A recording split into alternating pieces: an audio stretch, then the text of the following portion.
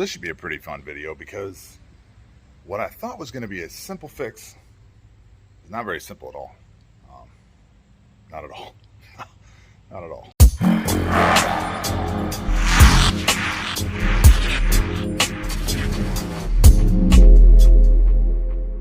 It's a Friday. I broke the truck. It definitely wasn't from me romping on it. Definitely was. I beat this thing like it owes me money. And I hurt the rear end. As I was making a right-hand turn, I heard a loud pop, bang, ding, ow. It sounded like a Middle Eastern conflict coming from the rear end. So I limped it home. I got it here. I got it up on jack stands. I'm hoping it's a spider gear. Hopefully. So I'm gonna pop the cover and then I'm gonna see what's going on with it. And yeah, you can see too. Probably the first time it's been open since '63, since the poor bastard at the assembly line put it together. Let's find out. All right, so you're under the truck with jack stands. There it is, GM 12 bolt. You want to make sure that you already forgot half your tools, so you got to get back out anyway. But before you pop the cover, before you even start, because as soon as you pop this cover, you're going to let all the magic out. Make sure that your fill plug, and on this truck, it's on the, if you're looking at it from the back, it'd be on the right-hand side. And this one is a square. So you're either going to have, on your fill plug, you're either going to have something that you can fit a breaker bar into, or you're going to have a square, so you can use your Swedish nut lathe, your crescent wrench on it. Make sure you can open that first. Ask me how I know. You don't want to pop the rear diff cover, drain all the fluid out, put it all back together, and then go to fill it, and then realize that your fill plug is seized on there. So make sure you can at least crack it loose. All right. So I got it jacked up in the garage right now. I'm not even at the shop. I'm at my house because I couldn't make it to the garage because I didn't want to blow the axle out completely. I was hoping that I hadn't broke it entirely, but I did. I got the cover on it right now, but I could take the cover off and I'll show you. So I done broke it. As you can tell by those little shiny spots right there, we're missing some teeth. Yep, cracked off 3 of the teeth. Now I thought to myself, that's not a big deal. We'll just go online. We'll order up some new spider gears because this truck has an open rear diff. I was thinking about getting a posi, but I said, you know what? It's more of a cruiser more than anything. So I'm just gonna get an open diff. New spider gears, throw them in, it's easy peasy. You just gotta pop the cover, push the axles in, pop your spider gears out, put your new ones in, done, you're down the road. Well, I was mistaken. So if you find yourself ever owning a C10, there's a couple things you should probably know. Number one, not all the axles are the same. That includes the internals and the housings themselves. The later axles have the mount on top of the pumpkin. Okay, the earlier trucks have the mount. Let me see if I can adjust my finger here. Right there. That's the mount for the panhard bar. You can see the panhard bar running across. The later ones have a mount in the rear diff on top of the pumpkin. That's the easiest way to tell. The other easy way to tell is the early axles have 17 spline axles. And the later rear ends have a 30 spline axle, and then you get up into like 33, but that's up in the 80s. So in the 60s they were 17 and 30. So I got online and I go, you know what, I'm just going to order up a new set of spider gears because I figured out what the problem was. Nobody makes them. Nobody makes 17 spline GM truck 12 bolt parts at all. Like at all. Like nobody. You cannot find them. They do not exist. So when you try to order spider gear, you're not going to find them. So I thought plan B. We'll just swap the axles, and even that's a nightmare because on these axles, the earlier ones, the earlier housings, the backing plates are pressed on. The later ones have 4 bolts and they're bolted on, just like pretty much every GM rear up to today. We have a different spline count. We have unavailable parts, and the truck had 373 gears in it, which weren't bad. They were pretty good around town. Plus, it's got a 4L60, so with the overdrive, it was great. But with all those things combined, I just went and got a different rear end. So the new rear end I picked up is a 66. Pretty much same exact rear end, except it's got 411s in it. So it should be even more peppy around town and still not that bad on the highway because we do have overdrive. But I ordered spider gears for that. So those should be here. So then we'll have brand new spider gears inside of that. But then we ran into a problem. So now we need a panhard bar. And I thought, well, whoever made this panhard bar started with a 65-66, a shorty bar, and then they actually cut it, sleeved it, and made it work for the 63. So it was the wrong bar to begin with. So I said, well, I can't really, I wanted to run a longer bar anyway because we're bagged. And I can get into how things work and geometry and all that shit like that, but the longer the bar, the less the rear end moves side to side. The shorter the bar, the more aggressive it moves side to side. And when you have air ride and you're traveling 6, 8, 10 inches, that matters. If you're static, it doesn't really matter. You just set it and forget it. But when you're moving around, you want as little side-to-side movement as possible. To do that, you usually go with a longer bar. I know CPP makes them. I know Porterbuilt makes them. I ordered mine from Performance Online Parts. Online Performance. OPL, POL, doesn't matter. I bought it. Yes, POL. I bought it from them. And it doesn't work. Because even on their website it says, fits a 63 to 1972 Chevrolet C10. It doesn't. Because not only are the bars different and the rear end's different, the mounting on the frame is different. That piece right there is going to mount right there, okay? That's going to give you your longer bar travel. Well, here's your stock location. You can see the bar that was made by the previous owner. It was a shorty bar, and then they cut it and threw a piece of pipe over it and welded it. It works. It's strong. There's nothing wrong with it. It's just kind of ugly, but you don't see it anyway. So if I were to put this bar where it's supposed to go, which is right in this ballpark somewhere up in there, and I bring it over to here, and I try to put it here where it's supposed to go, it is almost up against the rear end. That is because the later trucks, the 65 and 6, mounting point is back here. Okay?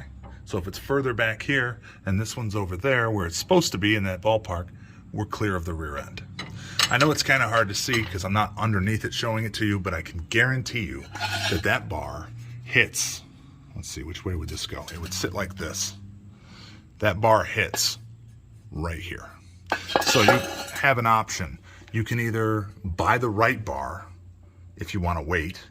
You can buy a short bar to mount in the later truck housing, which is right there, or you can do what I'm going to do.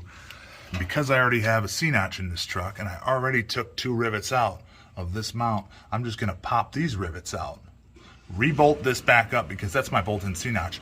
I'm actually going to slide this mount back to right about here, somewhere in this ballpark. I guess I'll have to get it in over there, ready to go.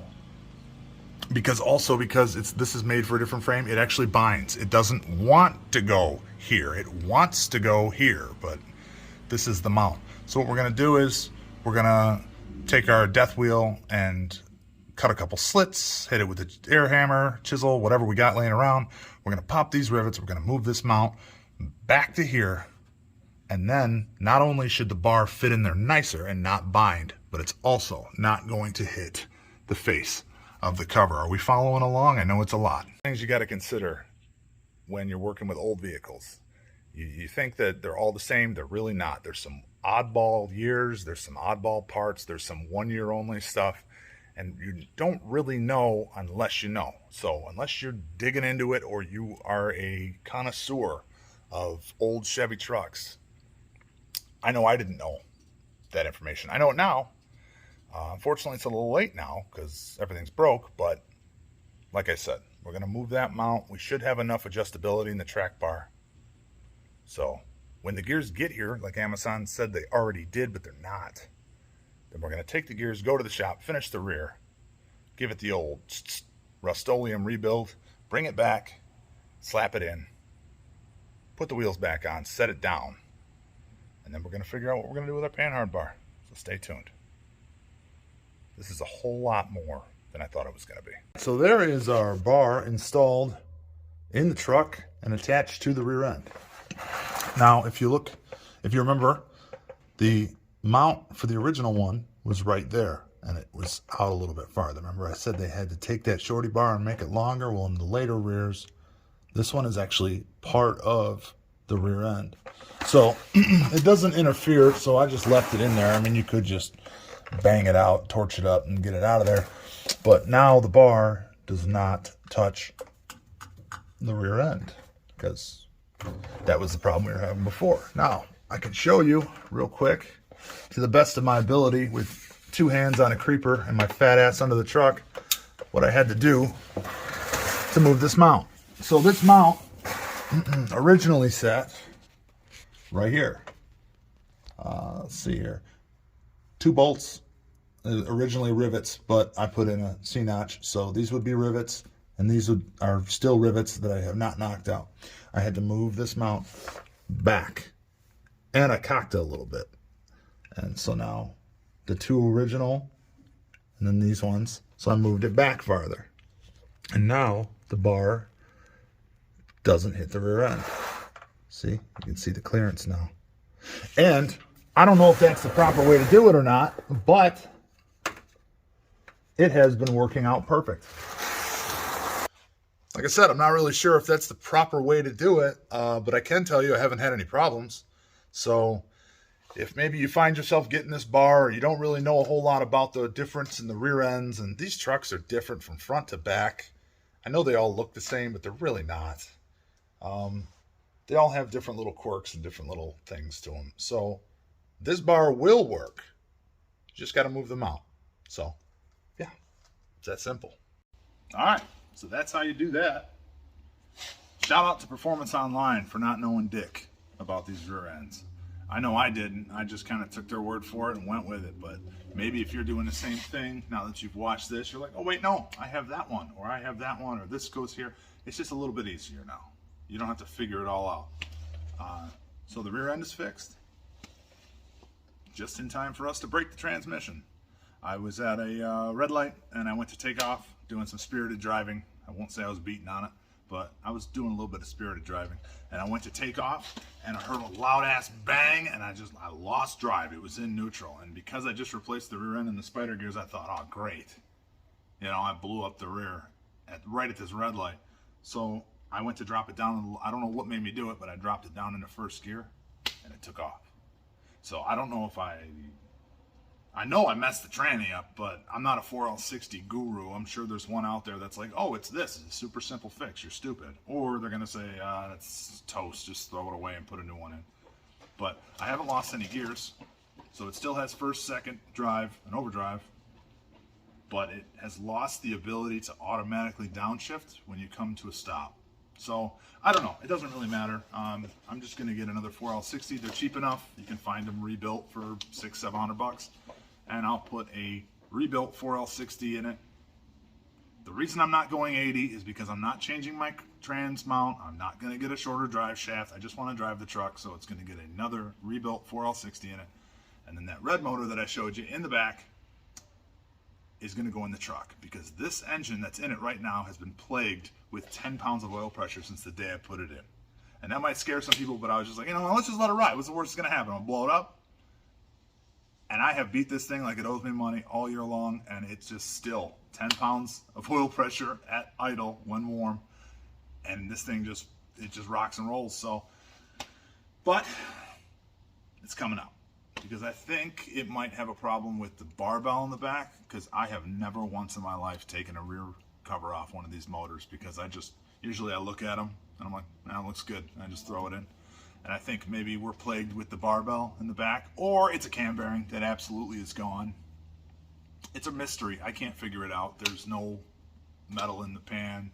I've changed the oil umpteen times. I can't figure it out. So what I usually do when I can't figure something out is I just take it off, or take it out, set it off to the side, and never look at it again. So we got the red motor that's board 30 over. That'll be cool. We're going to put that in. And I'm going to go with a different cam this time. I always go with Texas Speed. I don't know why I'm so loyal to these people. Their cams are outrageously priced. But this one's got a 224 on it right now.